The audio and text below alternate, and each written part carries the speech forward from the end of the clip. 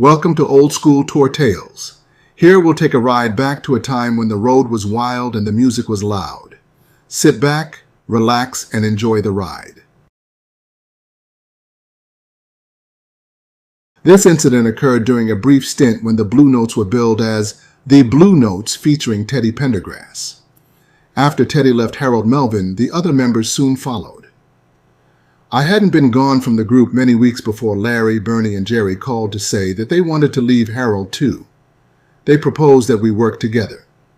I could offer a lot of high-minded reasons why we became the Blue Notes featuring Teddy Pendergrass. But the truth was that I needed to prove to the world that I wasn't Harold, and the Blue Notes needed to work for somebody who wasn't Harold. From every angle, this was the best move for all concerned. Within a few months, my good friend Henry quit Harold's group too and asked if he could come to work for me. The Blue Notes, featuring Teddy Pendergrass, went on to perform at various venues, sometimes sharing the bill with other artists, and one night one of those artists was Bobby Womack. For the most part, my relationship with other performers I worked with were professional and cordial. But performers being performers, with their own attitudes and egos, let's just say the heads could get too big for the room. Sometimes when neither on the bill could be considered that much more of a draw than the other, you might alternate headlining. The arrangement was that we would alternate opening and closing for each other. Bobby had been around a little while longer than us, and I guess he felt that he should have been the headliner every night. All through the tour he complained and moaned until one night he decided to do something about it. It was our night to close the show, but shortly before showtime, we got word that Bobby was sick and wouldn't be able to perform. I was more than a little suspicious. But we went on, did the show, and convinced Bobby would try to pull something, I announced from the stage that the show was over. Good night. The house lights went up, and we headed off stage. I hadn't even gotten backstage. And what do I see but Bobby and his band hauling ass for the stage, ready to go. I remember thinking why, that I ran backstage where I found Bobby in the wings ready to go on. Funny, he looked perfectly healthy to me. "You're not going on," I shouted in his face.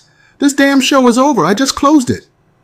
"No, Ted, you just opened it," he replied sarcastically. "I'm going on." He thought he was so slick.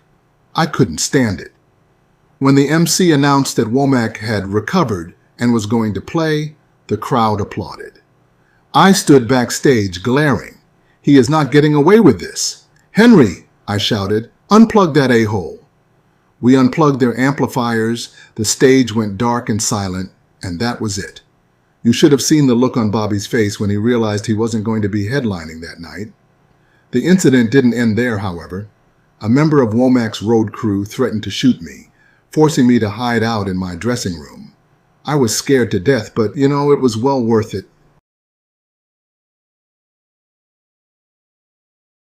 When most people hear the name Frankie Lymon, they think of a remarkable talent who struggled with drug addiction, but he was much more than that. This next tale shows a 13-year-old Frankie standing up for what is right in a time where doing such a thing was beyond dangerous for black people. Jimmy Merchant of the Teenagers recalls what happened during one of the performances in the South. On the road, our group did phenomenal interviews, even while having to go to southern states where racial hatred was most profound. We witnessed white men picketing and protesting, objecting to black shows in certain southern cities. There was also a group of younger black and white boys and girls with their own signs following the protesters. Their signs read, "Rock and roll is here to stay," and they repeated those words loudly over the racist protesters. It must be noted that some of the youths were younger than our group. Even at one of our southern performances on tour, they had removed the stage curtain from behind us and seated all the black people in that area.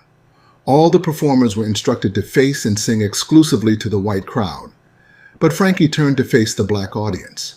We followed his lead, all while wondering if we would end up getting shot in the back. The older performers told us not to be afraid, though. The prejudice at that time was outright blatant. Regardless, Frankie was a kid who did what he felt was the right thing to do. We had to give credit where credit was due. Frankie was truly a star.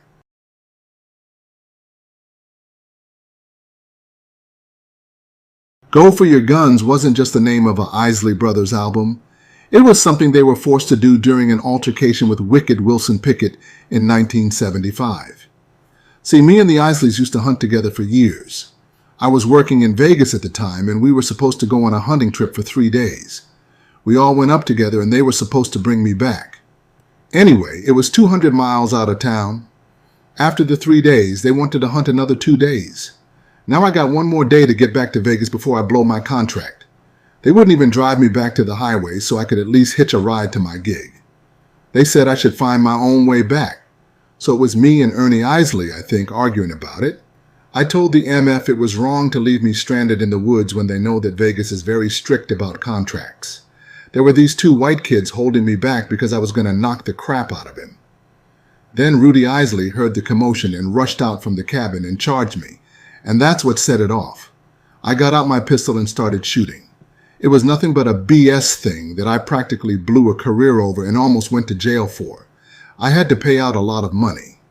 It was just a case of ego tripping and not having respect for each other. Hell, had they brought me back when they were supposed to, everything would have been fine and none of that would have even happened. If they loaned me a car and they had 2 of them up there, then they could have picked it up later.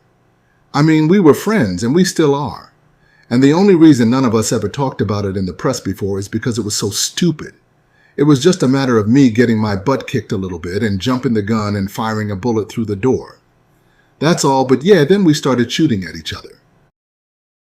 That's all for this one, but if you enjoyed this video, please like, comment, share, and subscribe, and join us next time.